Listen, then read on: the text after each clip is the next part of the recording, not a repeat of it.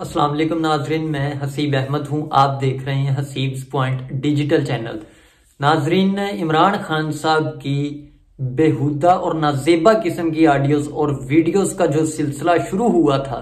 वो इमरान खान साहब की नाजेबा वीडियो पर खत्म होगा। इसके बारे में बात करेंगे। और परवेज इलाही साहब जो कि अब वजीर आला हैं,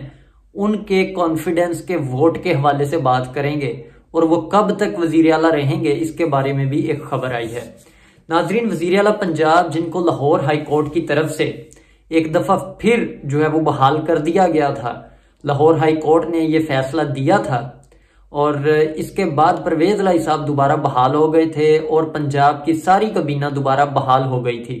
लेकिन कब तक बहाल रहेगी, ये लाहौर हाई कोर्ट ने अपने उस फैसले में लिखा था कि परवेज इलाही साहब हमें ये बात लिख कर दें कि वो पंजाब असम्बली तहलील नहीं करेंगे। तो परवेज इलाही साहब ने वहां लिख कर दिया, एफिडेविट दिया कि मैं पंजाब असम्बली तहलील नहीं करूंगा, जिसकी बुनियाद बनाकर लाहौर हाई कोर्ट ने परवेज इलाही साहब को बहाल कर दिया था और परवेज इलाही साहब को डायरेक्शन दी थी कि आपने 11 जनवरी तक जो है वो कॉन्फिडेंस का वोट लेना है, एतमाद का वोट लेना है, जो कि आपको गवर्नर पंजाब ने कहा है।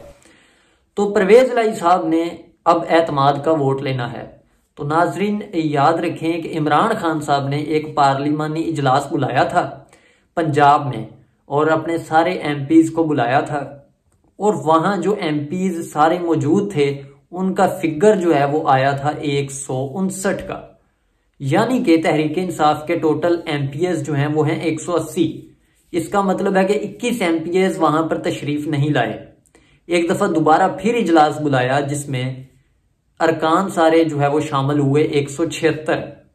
जिसमें काफ लीग के अरकान भी शामिल थे। दोबारा कितने जो है वो एब्सेंट हुए, वो हुए 14। तो नाजरीन, कहा यह जा रहा है कि काफ लीग के 6 एमपीएस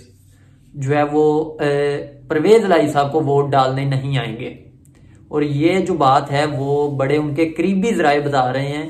कि परवेज इलाही साहब खुद नहीं चाहते कि पंजाब असम्बली तहलील हो, तहरीक इंसाफ के बहुत सारे रहनुमा नहीं चाहते कि असम्बली तहलील हो, जिसको बुनियाद बनाकर इमरान खान साहब एक नया बयानिया लाने की कोशिश कर रहे हैं कि जो है वो जरदारी साहब वो हमारे एमपीएस खरीद रहा है, कि वो हॉर्स ट्रेडिंग कर रहा है लाहौर में। लेकिन इमरान खान साहब को अभी वो बयानिया नहीं बन पा रहा और परवेज इलाही साहब के 6 एमपीएस, काफ लीग के 6 एमपीएस राब्ते में हैं चौधरी शुजात के साथ। याद रखें कि 11 जनवरी को परवेज इलाही साहब ने अब कॉन्फिडेंस का वोट लेना है और इजलास बुलाया है। याद रखें कि परवेज इलाही साहब को 186 का नंबर पूरा करना है,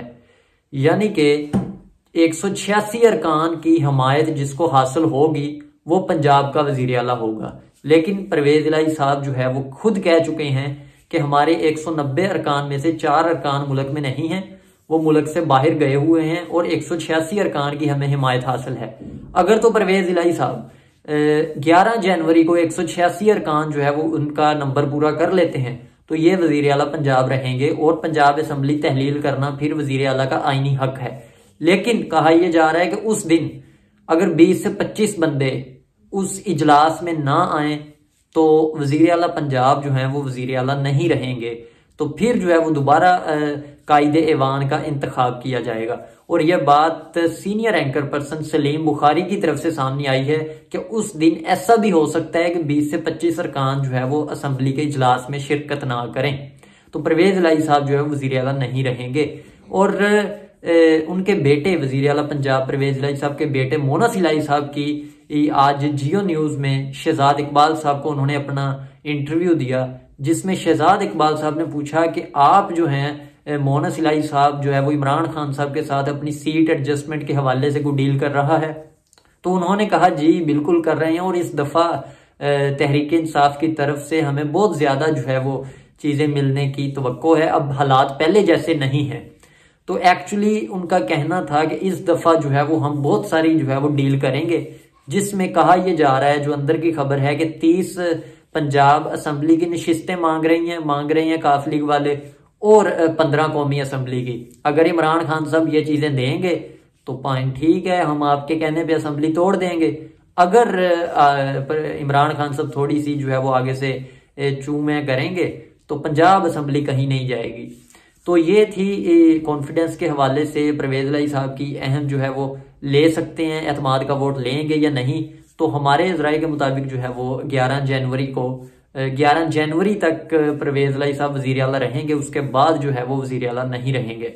और इमरान खान साहब जो हैं उनकी ऑडियोज और वीडियोस जैसा कि सामने आ रही थी, तो नाज़रीन इस 2022 में रहने वाले बाशऊर लोग और बाशऊर नौजवान बहुत अच्छे से जानते हैं कि आज के दौर में किसी की जो है वो वीडियो आसानी के साथ एडिट की जा सकती है। तो इमरान खान साहब की ऑडियोज मार्केट में आना ये कोई बड़ी बात नहीं है। इमरान खान साहब की ऑडियोज को जो है वो बिल्कुल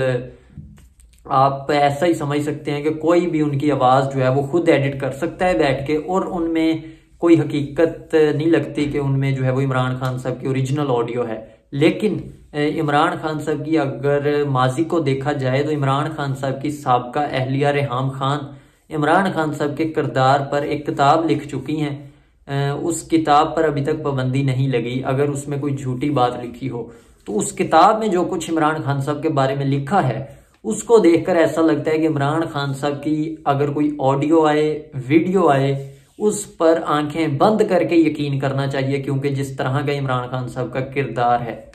लेकिन इस पर वफाकी वजीर दाखिला राणा सनाउल्लाह साहब ने एक निजी टीवी चैनल पर बैठकर ये बयान दिया है कि इमरान खान साहब की ये ऑडियोज जो है वो बिल्कुल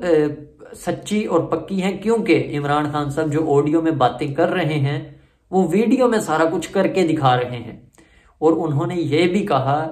कि इमरान खान साहब का ये जो गलत किरदार है, जो उनकी गलत वीडियोस हैं, वो बहुत जल्द जो है वो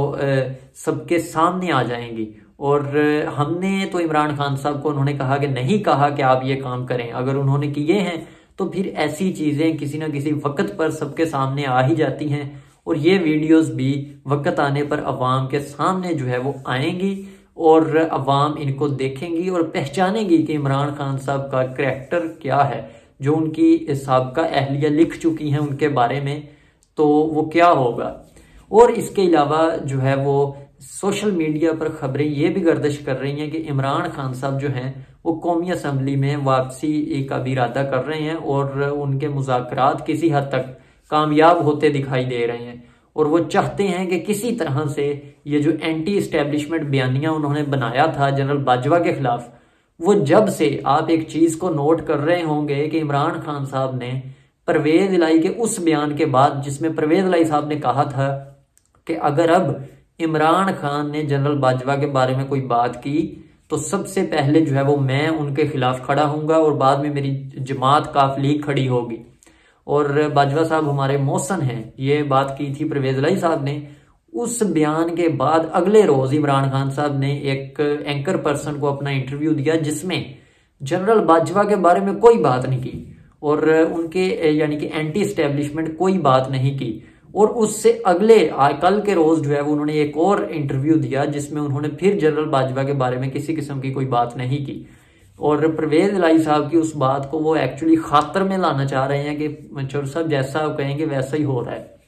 तो परवेज इलाही साहब की इस धमकी के बाद इमरान खान साहब एंटी एस्टेब्लिशमेंट बयानिया से पीछे हट रहे हैं और अब वो उनका मेन फोकस जो है वो इस बात पर है कि किसी तरह से एस्टेब्लिशमेंट के साथ अपने जो रवाबत हैं वो ठीक किए जाएं। लेकिन लगता नहीं है, क्योंकि यही जनरल आसम मुनीर साहब थे जब DGISI थे और इमरान खान साहब वजीर आजम थे, तो इन्हीं DGISI साहब ने इनकी अहलिया बुशरा बेगम के और बुशरा बेगम ने जो तोहफे और जेवरात जो तोशा खाने से ले लेके बेचे थे, पहली जो खुफिया रिपोर्टिंग थी वो जनरल आसम मुनीर साहब ने इमरान खान साहब के सामने रखी थी और बताया था कि ये मेरा आईनी हक है कि मैं वजीर आजम को ब्रीफ करूं कि आपकी अहलिया आपके घर में रहकर आपके नाक के नीचे जो है वो करप्शन कर रही है। लेकिन इमरान खान साहब ने अपनी अहलिया को पूछने की बजाय DGISI जनरल आसम मुनीर साहब को उनके ओहदे DGISI से हटा दिया था। तो अब वही DGISI जनरल आसम मुनीर साहब अब पाकिस्तान के आर्मी चीफ हैं और इमरान खान साहब चाहते हैं कि किसी तरह से इनके साथ मेरे ताल्लुकात ठीक हो जाएं। तो लगता नहीं है कि ठीक होंगे। और शहबाज शरीफ साहब ने कल एक इजलास तलब किया था और उस इजलास में ये तय किया है कि परवेज इलाही साहब को जो रिलीफ मिला है लाहौर हाई कोर्ट में, उसके खिलाफ सुप्रीम कोर्ट में जो है वो पिटीशन दायर की जाए और सुप्रीम कोर्ट में इस फैसले को चैलेंज किया जाए कि परवेज इलाही साहब का जो फैसला लाहौर हाई कोर्ट ने इनको रिलीफ दिया है वो आईनी और कानूनी तरीके से जो है वो गलत है। और इस पर राणा सनाउल्लाह साहब भी कह चुके हैं कि ये अदालती फैसला नहीं बल्कि ये इमरानी फैसला आया है और हम इस फैसले को नहीं मानते और हम सुप्रीम कोर्ट में इस फैसले को चैलेंज करेंगे। तो देखते हैं नाजरीन क्या